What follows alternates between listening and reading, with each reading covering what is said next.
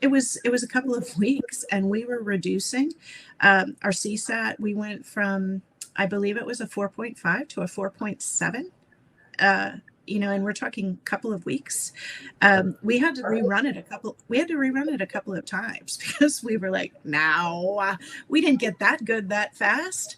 And we had great stuff. And the best part, we found things that were occurring.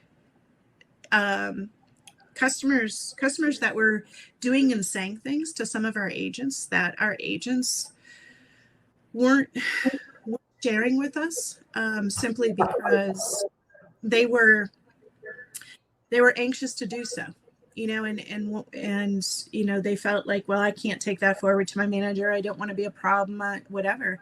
But it was things that customers were doing that were very inappropriate to some of the agents. Yeah. We found that using SupportLogic. We would have never found that otherwise. Never. Unless there was some reason we would have had to crawl through one of those cases, and we just wouldn't have. But we were able to go back to the customer and talk to him about his behavior and what we expected. So great question. It's fast. We're doing a lot here on our side now that I have the onboarding team to really make it a fast transition from the moment a prospect turns into a customer, because we want you getting to that data as quickly as possible, because we want you to see those amazing results. So I would encourage people to really look at it that way.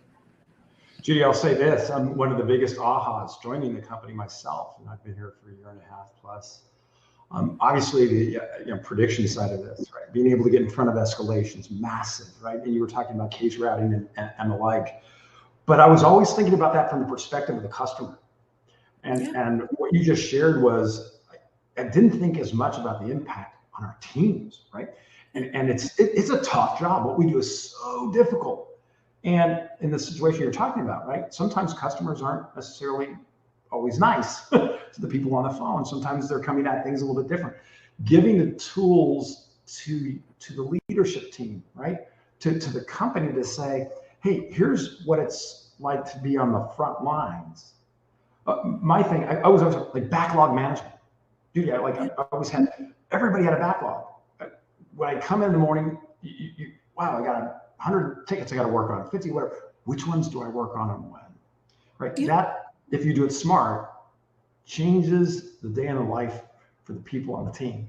Better support experience for the customers too. So all of these unanticipated benefits of getting the voice of the customer exposed